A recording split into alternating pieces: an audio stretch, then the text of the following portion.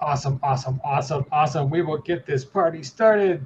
Well, welcome to Savage Universe on this lovely Thursday, folks. Well, some of you are at Gen Con, but those who Gen can't, we're going to talk about an awesome new product on the Savage Worlds Adventures Guild called the Sinew Mage. And I'll give it our little banner. Apologize for the delay. Wanted to check if these games are real, so had to tinker with the mechanism behind the scenes. But we are live now, and welcome to the show, Nick. How you doing, buddy? Doing all right now that everything's up and running.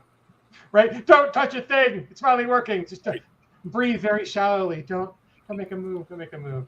No, it's all good. It's all good. I should log in so I can chat. No, it takes me away from everything. So, right, I'll throw up the comments on the screen, so we're good. You can chat on. I think through the. I can at least chat through the interface. So we're good. How's it going, everybody? Random Zoe, how's it going, Zoe? We'll have to have Zoe on again soon. Chucky T, what's up, buddy? So for folks not in the know, let me throw up the link so folks can go check this out. Because it's only $1, so it's not even a hard sell, really. It's like just go buy it. This is the Sinew Magus, and it is, let's see, comments, boom. There we go. Oh, Alan Rowe, all the way from the UK. What's up, Alan? Welcome, sir. Yeah, we're gonna have to have a beard off, right? Like the subtle dark black and chocolate tones versus the fiery red. Like it's definitely a beard off. We're gonna have to. I'd have a fan vote on who's got the more luxurious beard. And thanks for sticking around, Brian. Appreciate you waiting for us.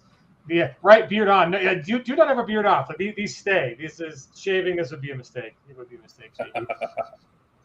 So, folks, here's the link for the beard Magus. There we go. Here is a great example of how you can extend your thing to another release. You're going to have a beard mage now because a soul mage was not enough. right. So there's the link, folks. Go check it out right now because it's only $1. But this is your first product on the Savage Universe, on Savage Worlds Adventure Guild. But let's before we get there, before we talk about whether the games are natural or not, or what you have done by crossing the streams with having the smart guys who are usually weak little glass cannons now be swole beasts and having the abs. I mean, definitely going against fantasy tropes here, sir. Right. But before we get there, why don't we start with a we did use a Benny. We took a couple, but we figured it out. Sadly, Nick's had a very nice streaming computer, but it was like, no, you must use the laptop that is not designed for any of this.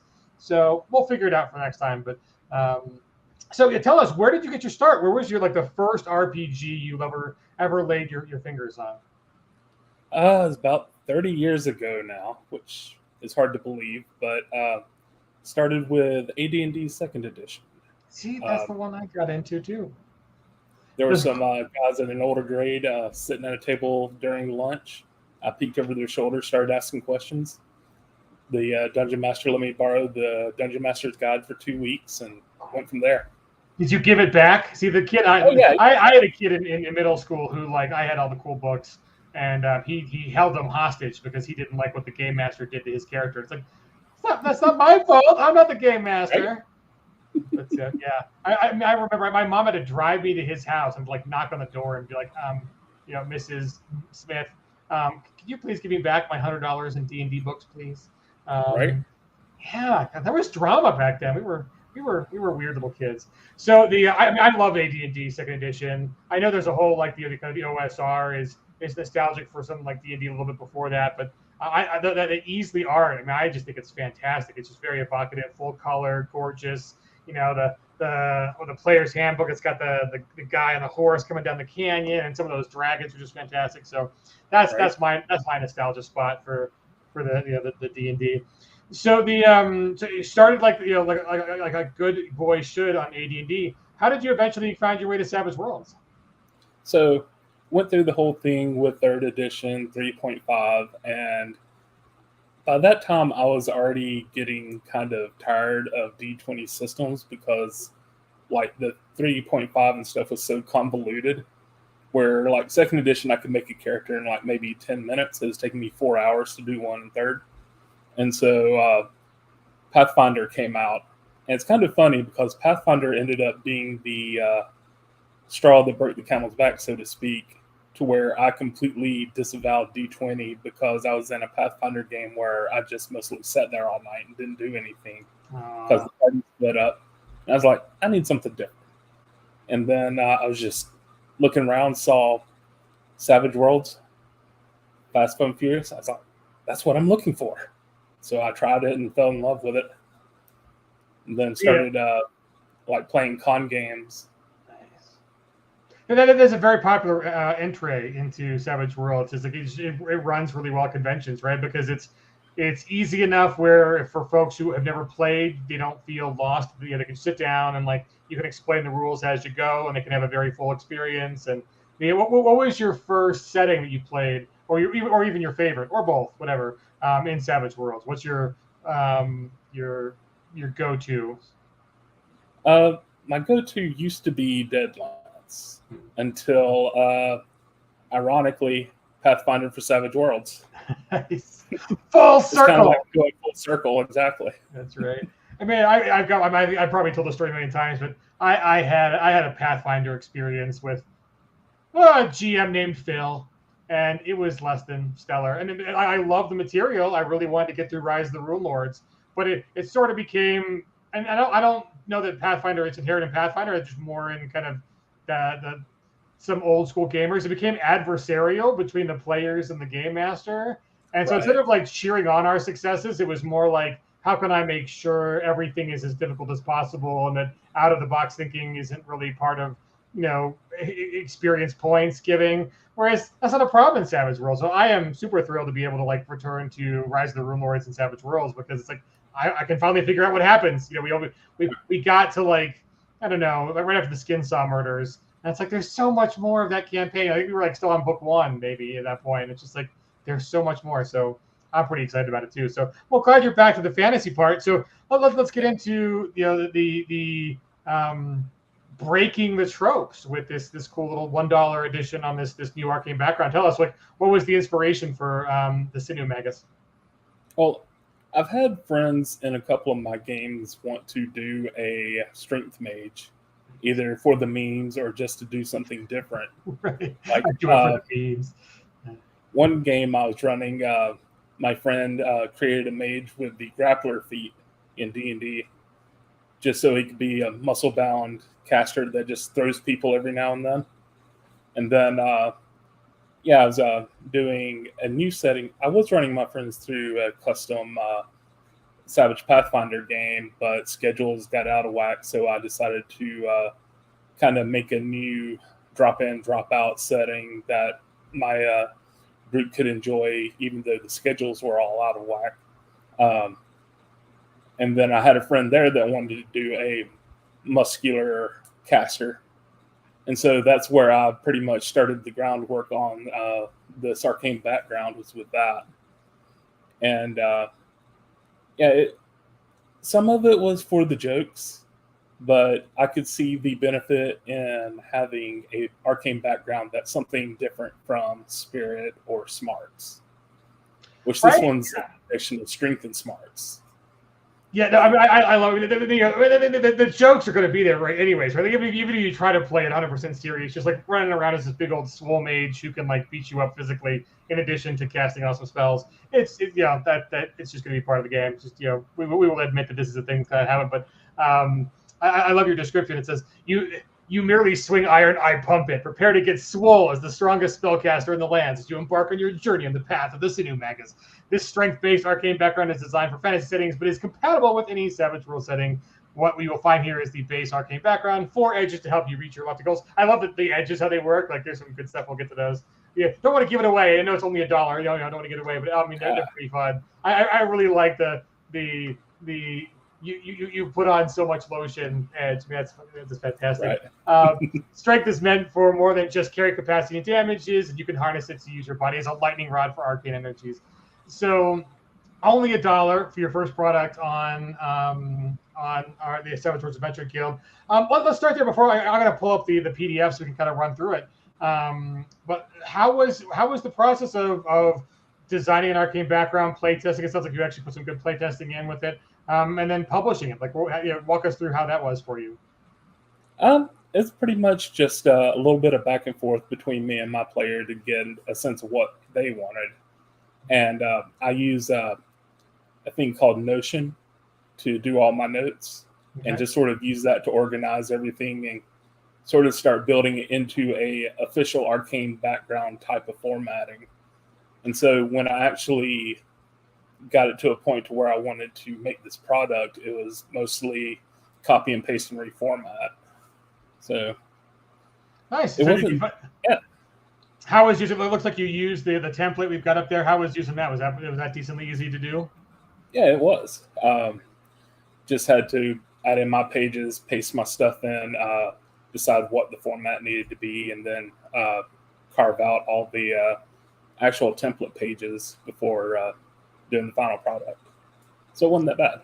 Nice. Good to hear. Good to hear. So given the experience, obviously this is just brand newly launched. So you haven't even had time to get some good feedback yet. But assuming this takes off and is wonderfully successful for you, where do you think you might go in the future? What other kind of ideas are you rattling around for additions to Savage Worlds? My next plan is the mini setting that I've created for my players. Like I mentioned, to have the drop in, drop out, because it's kind of like with D&D and their anthology books. A couple of them have a sort of middle ground where it connects all the stories together, and that's pretty much what I'm working on creating right now. So, like beginner game masters and players, you can have this base fantasy setting and just pop in random adventures to get your feet wet, and it still makes sense even though it's kind of random stuff. No, that's good. I like that. That's kind of the thing is the fantasy companion is currently shipping out to folks right now. So there is, I think, a large and growing market and hunger for fantasy, material. It is kind of I don't know whether it's a paradox, just kind of part of the cool part of our industry is that there are creators who are worried like, oh, I don't want to touch that because it's already been done. And it's like, have you seen fantasy for the last 40 years? Like that, no one's slowing down on that. And so much has been done all over the place with it. And it's like, there is, I think there's always a kind of a hunger for good, good material, and it's just even just, keeping up with changing tastes on what works for even like us aging gamers, right? Like, so like the notion that like, oh, hey, it's going to be me and my high school friends campaign versus, oh, look, we're in college. We're all the same dorm. And so we can just play for, 5 hours or 12 hours, just eat pizza. Well, now some of us are getting a little more hair here than hair here. And it's just a different style of play that we have, easy access to, whether it's, like one shots or, drop in, drop out, like, and I think that is nice just having the, and even solo play. I mean, like, it's really interesting just seeing how much, that kind of ethic is made its way into board games, is making its way into RPGs.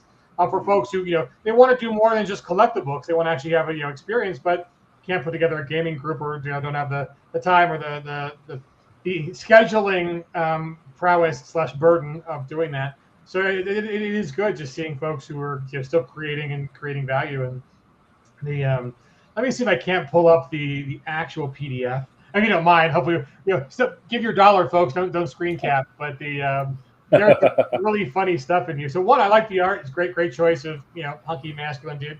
But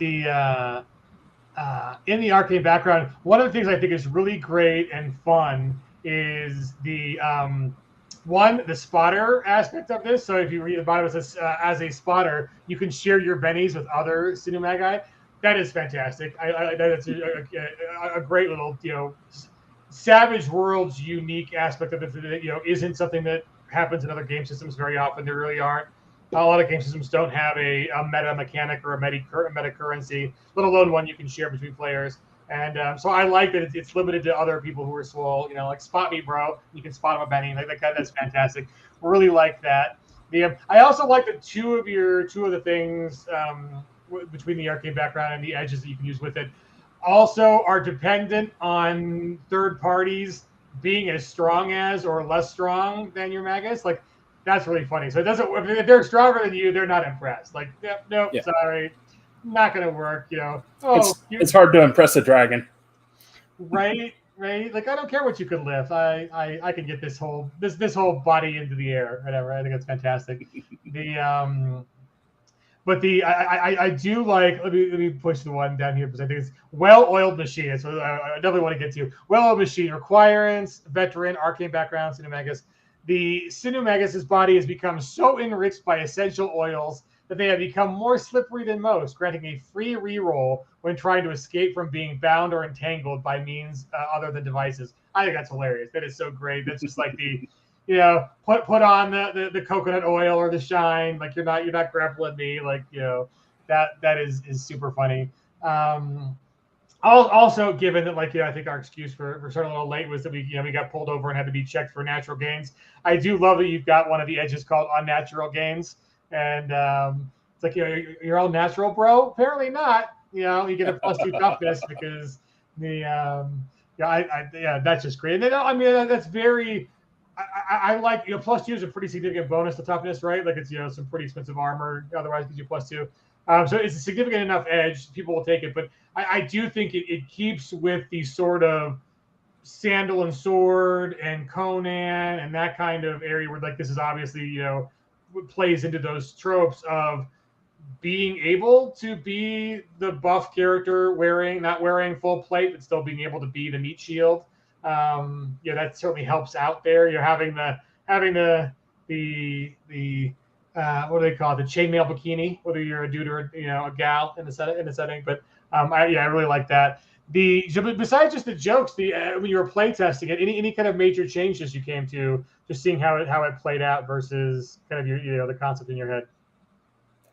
It's pretty much just adding even more to it is where it fell to, because it started out just being basic. Here are the powers you can use. Good luck. And then started adding in edges and then more abilities, stuff like that. One of the final things that I added into it were the limited free actions to pretty much support yourself by doing a flex. Bump it up. Yeah, I love that. That is great. So here's a question. So you mentioned the available powers. So here's one that actually caught my eye. I was thinking, interesting. I wonder how you play this one off as just fitting this one. Wish. So how does Wish fit into your concept of that being one of the powers that would be appropriate for a muscle mage? You always wish you were swoller. Oh my god. So there you go. Sheer willingness of being buff.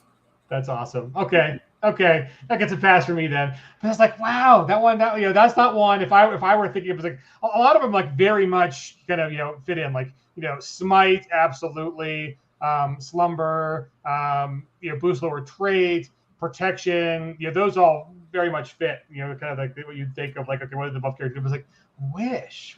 How does it's wish kind of like the character has a poster of someone that's even more buff than they are. Of course, right? There's always the +1 creature size to be the next one. That's true. That is true. I love it. Okay, that's awesome. Okay, I'm gonna stop presenting so folks can't steal too much more. It's only $1, folks. Go out and buy it. Here we go. So JD's got a great question. So buff Pantheon. So are there? Do we have a potential addition to this? Or even in your own setting of which gods the Sinew Maguses would actually gain their powers from? That's a good future content expansion. Right. He even gives us a good one. Broden, the all lifter. I like it. That's good. Nice. He definitely has to have the patch on one eye and a big crow tattoo. That's another good action, tattoo magic. Weaving that in as another bonus. That would be a good one too. So let's see. The Grateful Supplement, only $1. Lots of fun there. You mentioned that you're working on kind of the drop-in, drop-out settings. Any other ideas for kind of other? I think that's one of the nice thing about fantasy is that even though Savage Worlds doesn't do classes per se, right? There are, in general in fantasy, there's a lot of creativity that folks have put into creating new and unique different classes. And So yeah, this one's obviously pretty fun. Definitely like the shtick on it. I think it'd be fun to play in addition to just I mean, you almost have to ham it up, just given that like Right. if you want the toughness, like you got to be a roid rager a little bit because those gains are natural. And if you want the +2 evasion for you got to ham up the glow.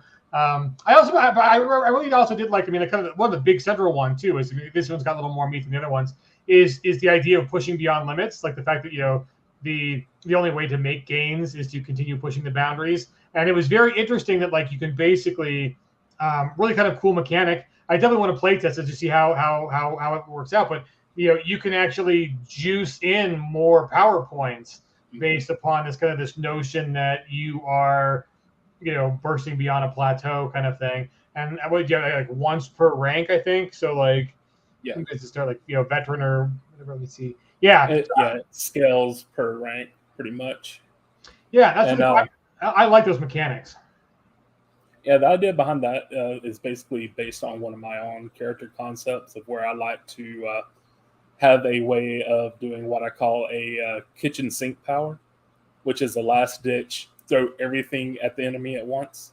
And that's the idea behind this is it's kind of the anime trope of where you have this one super attack and then you basically fall asleep for a few hours and your allies have to drag you off. And then you're like, oh, are we done? Right. Well, that's very cool. But I mean, like, in Rifts and if, I think there's one in Pathfinder 2, but like Rifts definitely has like, like the burners go through this thing where it's like, are you going to flame out at the end and have a big kind of, awesome death scene? This one, in essence, it goes to a similar place where there's a major benefit. You can juice in 5 extra power points, at the lowest level and up to 15 when you're at heroic. But you're taking fatigue for it, and if you do it 3 times, you can be incapacitated. So there really is kind of a cool, situationally risky. You can try to be the big bad hero and really overcome a big bad or win the day. But if you're alone, you might be dead. So you got to rely on the group to save you after you kind of incapacitate yourself.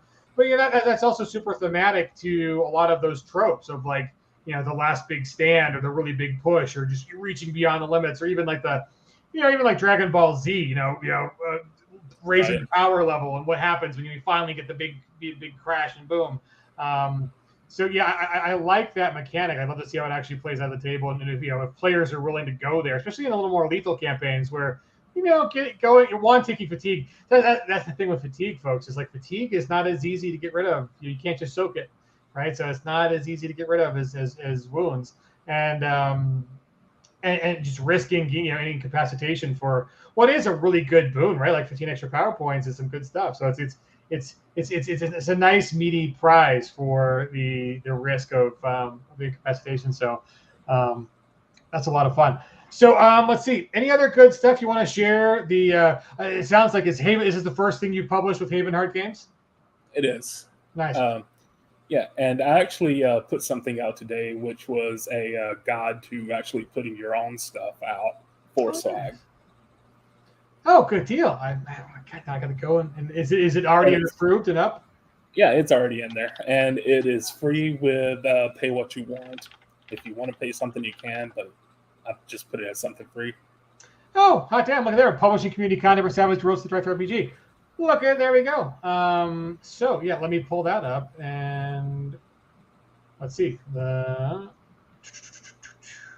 the most part, it's kind of straightforward, but a couple of things kind of I had to touch and go to get figured out. But. Awesome. Well, let me get the link in so folks can go check that out, because that is awesome that you have created this.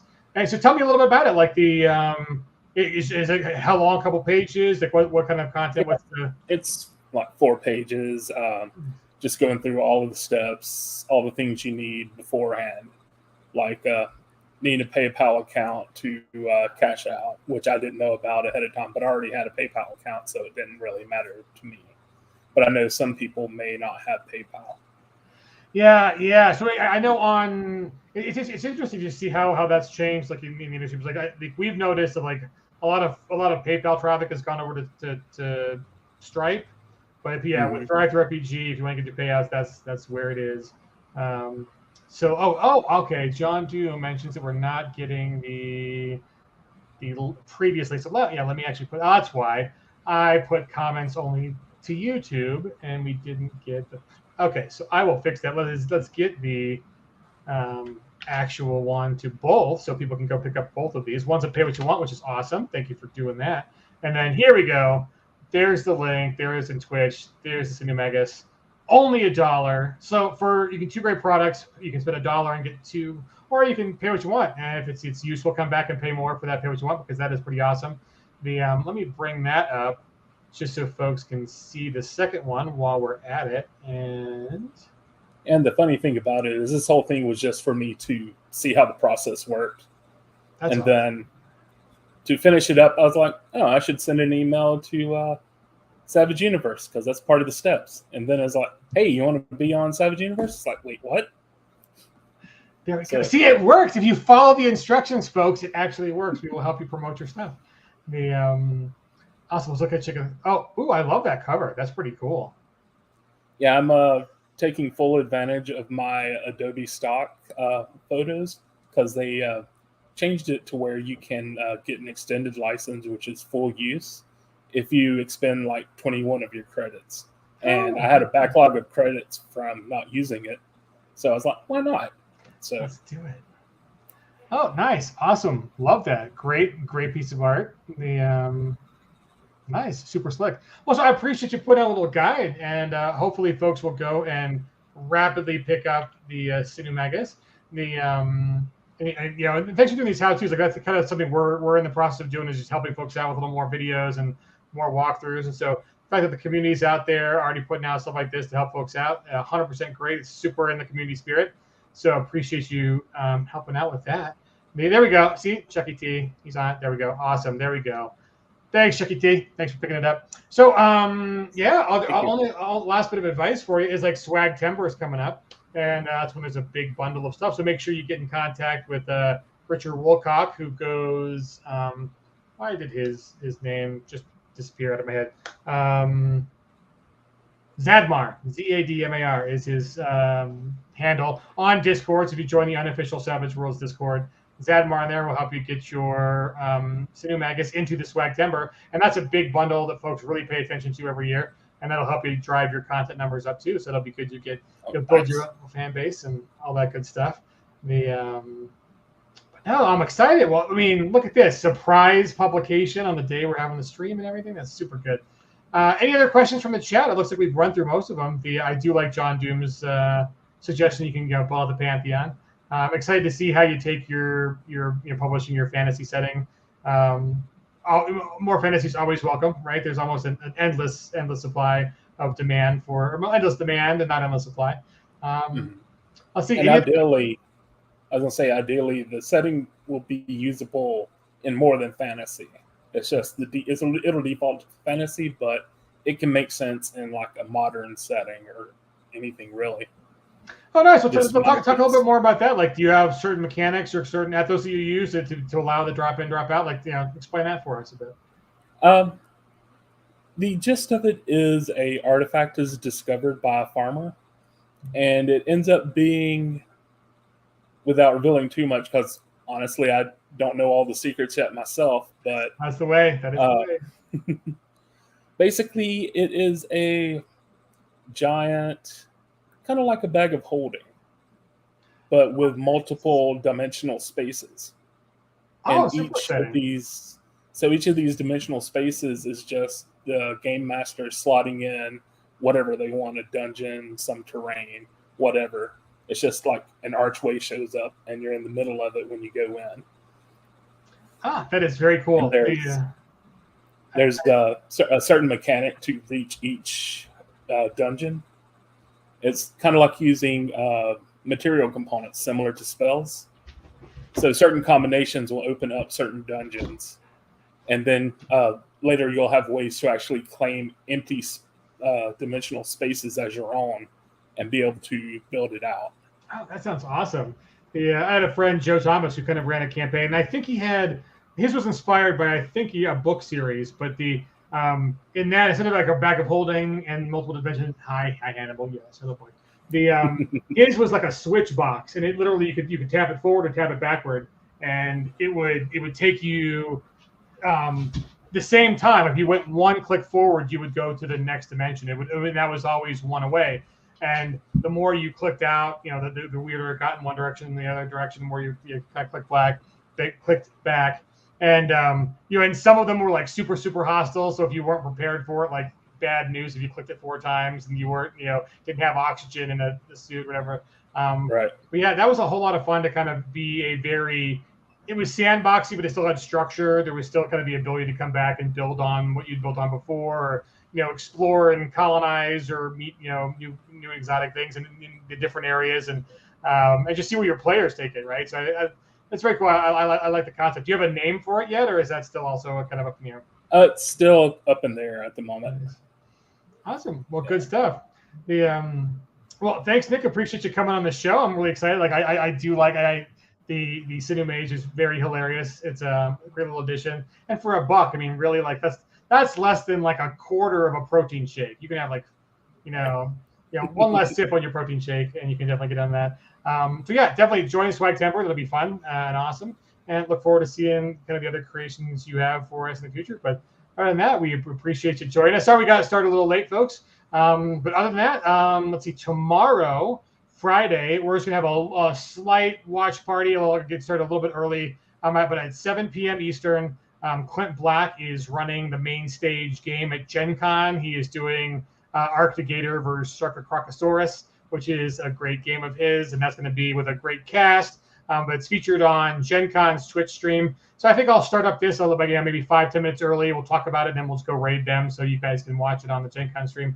But that'll be our second stream for the week. But other than that, get out there, create some stuff for Savage Worlds. That's what all the SavageUniverse is about.